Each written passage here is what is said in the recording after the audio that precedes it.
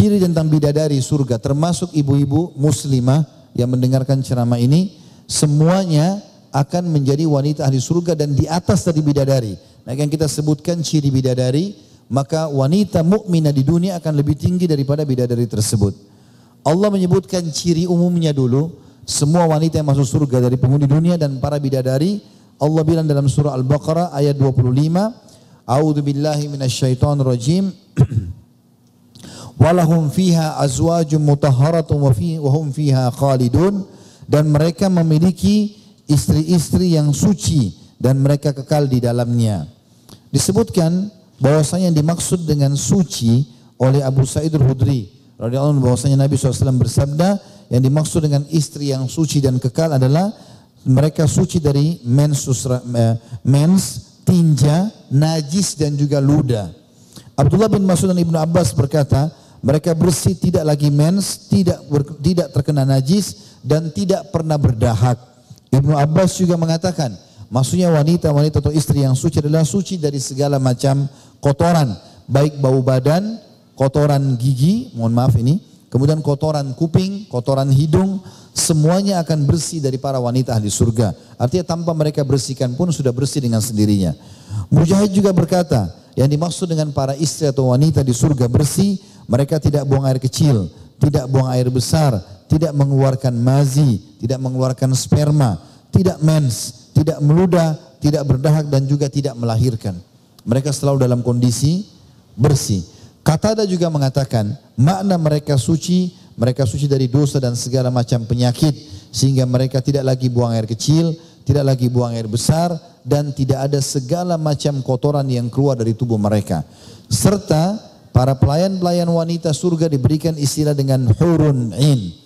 Dan makna hur dalam bahasa adalah memiliki mata yang bagian putihnya sangat putih bersih. Dan yang dimaksud dalam hur ini, makna hur, bola mata yang besar, putihnya putih bersih dan hitamnya hitam pekat, dan yang warna hitamnya berbentuk besar. Ya, kalau sekarang mungkin ada kontak lens atau soft lens, biasanya untuk memperindah mata diperbesar kontak lens itu lebih daripada ukuran bola mata yang hitam. Maka ciri bidadari surga memang bola mata yang sudah besar, yang putih-putih bersih, yang hitamnya hitam pekat dan juga berukuran besar. Itu makna daripada hur dan in. Sementara makna hur itu ya. Sementara makna in adalah wanita yang matanya tersimpan segala macam keelokan dan kecantikan. Dan al-in, kata Muqatil, salah satu ulama tabi'in, wanita yang indah bola matanya.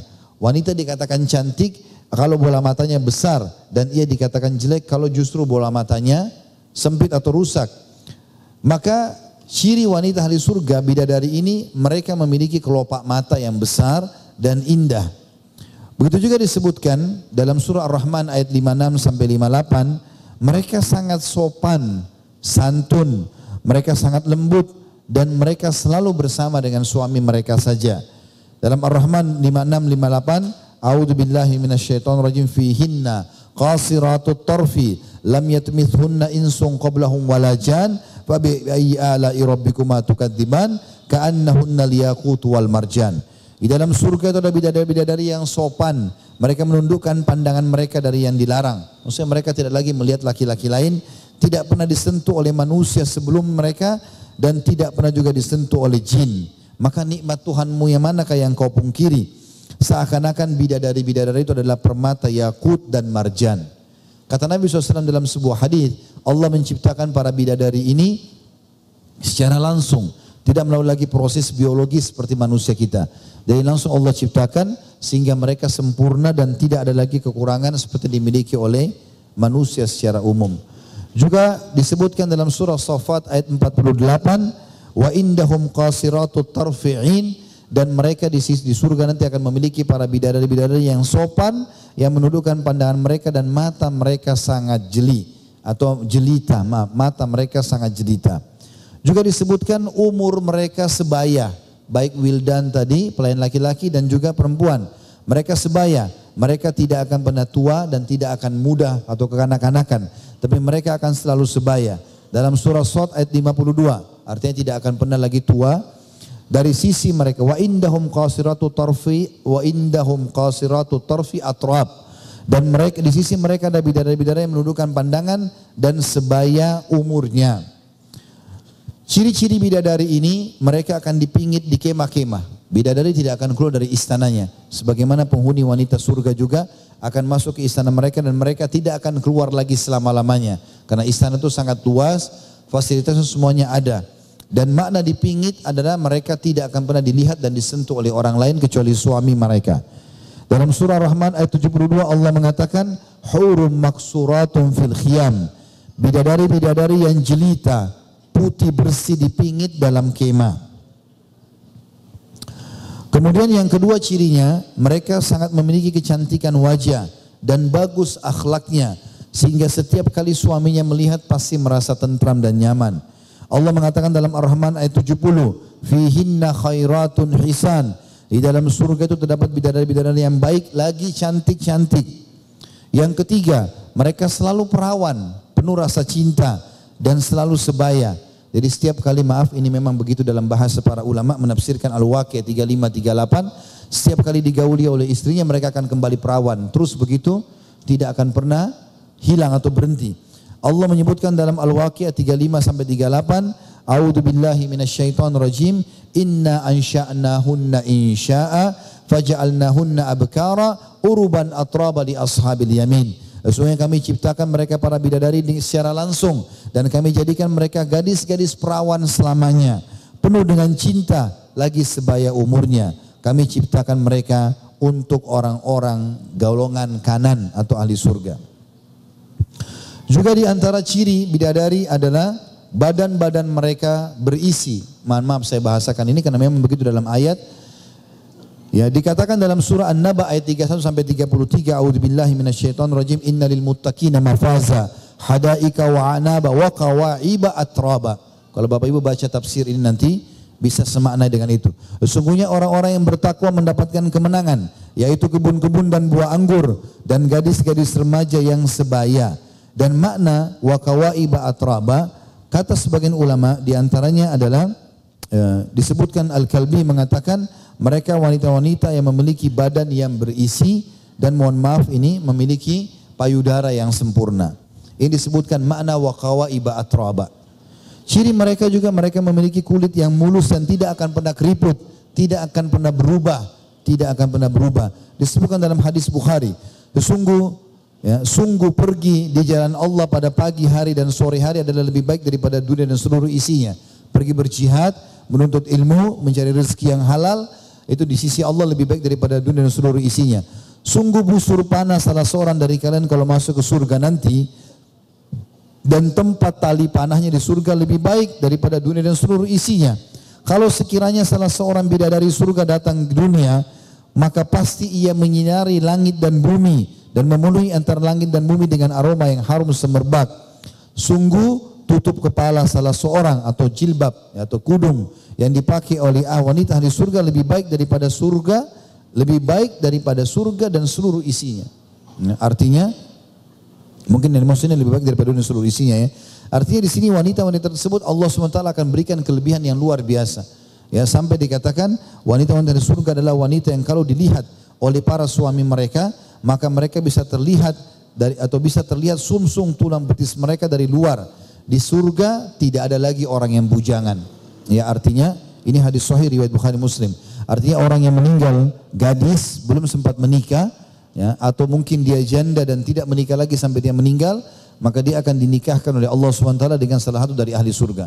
Kalau ada dia laki-laki bujang belum menikah, maka dia akan dinikahkan dengan bidadari. Kalau dia sudah menikah, maka dia akan membawa istrinya tersebut kalau sama-sama beriman di surga, dan dia akan ditambahkan dengan bidadari tersebut. Karena memang di surga nanti itu kehidupannya akan didampingi oleh istri dan juga para bidadari tersebut sebagaimana ayat-ayat Al-Quran menjelaskan masalah itu. Juga disebutkan di dalam hadis yang sahih riwayat Imam Ahmad, setiap penghuni surga akan memiliki 2 orang istri dari bidadari yang bermata jelita. Masing-masing dari keduanya mengenakan 70 pakaian dan sumsum tulang betis mereka dilihat dari luar pakaian mereka. Maksudnya saking putihnya gitu ya. Saya tutup tentang masalah bidadari ini karena banyak sekali hadisnya. Tapi ada hadis yang mulia Ada sahabat berkata, saya pernah bertanya kepada Nabi SAW, terangkan kepadaku mengenai firman Allah Azza wa Jal, hurun in, bidadari yang bermata jelita. Maka Nabi SAW mengatakan, hur maksudnya adalah putih, dan in adalah mata besar. Wanita haura ialah putih seperti sayap burung nasar atau burung elang. Ya. Akan tetapi, jadi kalau sayap burung elang ada putih dan juga ada hitamnya. Mata mereka lebar besar, putihnya putih bersih, hitamnya hitam pekat. Lalu aku bertanya, wahai Rasulullah, terangkan kepadaku yang dimaksud dengan firman Allah seakan-akan mereka adalah permata-permata yang tersimpan dengan baik. Maka Nabi SAW mengatakan, warna putih kulit mereka seperti warna putih mutiara yang ada dalam kerang yang tidak pernah disentuh oleh tangan siapapun.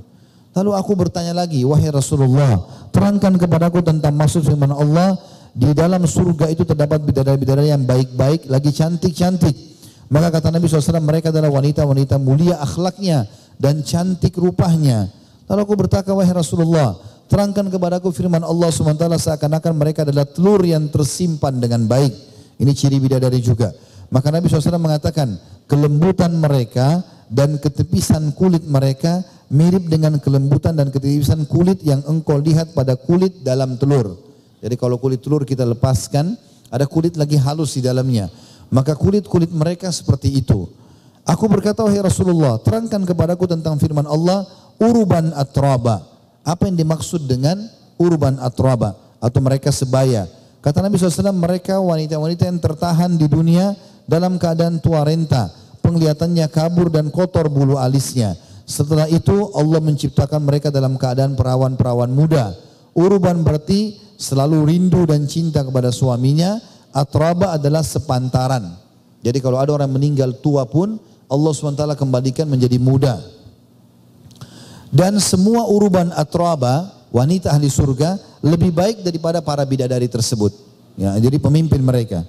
Lalu orang ini berkata, wahai Rasulullah, manakah yang lebih baik antara wanita dunia dan bidadari-bidadari yang bermata jelita? Maka kata Nabi SAW, wanita-wanita dunia lebih baik ketimbang bidadari-bidadari yang bermata jelita, sebagaimana bagian luar itu lebih baik daripada bagian dalam. Aku berkata, wahai Rasulullah, apa yang menyebabkan wanita-wanita dunia lebih baik ketimbang bidadari-bidadari yang bermata jelita? Maka Nabi SAW mengatakan, yang membuat wanita-wanita dunia lebih baik ketimbang bidadari-bidadari yang bermata jelita adalah solatnya, puasanya, dan ibadahnya kepada Allah Ta'ala. Allah memberikan cahaya yang bersinar pada raut muka mereka dan mengenakan pakaian sutra pada badan mereka. Warna kulit mereka adalah putih, pakaian mereka berwarna hijau, perhiasan mereka berwarna kuning, pedupaan mereka adalah mutiara, sisir mereka adalah emas. Mereka berkata, kami hidup terus dan tidak akan pernah mati. Kami senang selama-lamanya dan tidak akan pernah menderita lagi. Kami berada di surga ini selama-lamanya dan tidak akan pindah darinya. Kami selalu ridho dan tidak cemberut selama-lamanya. Berbahagialah bagi siapa saja yang memiliki kami dan ia memiliki kami. Maka aku berkata lagi, wahai Rasulullah, ada di antara wanita dari kalangan kami yang menikah 2 atau 3 kali. Misal cerai sama suaminya, nikah lagi, atau suaminya meninggal lalu dia nikah lagi. Jika ia meninggal dunia kemudian masuk surga, termasuk suami-suaminya, maka siapa yang menjadi suaminya di surga nanti? Maka Nabi SAW menjawab, wahai Ummu Salamah, ia diberi, Ummu Salamah ini maksud istri Nabi ya, ia diberi kebebasan memilih mana di antara suaminya yang paling baik akhlaknya. Ya, waktu itu kebetulan Ummu Salamah radhiyallahu anha pernah punya suami pertama namanya Abu Salamah. Sekarang menikah dengan Nabi SAW. Dia ingin bersama Nabi di surga. Maka dia mengatakan, ya Rasulullah, kira-kira di surga nanti kalau wanita menikah dengan 2 orang laki-laki, karena Abu Salamah sudah meninggal, akan bersama-sama siapa di surga?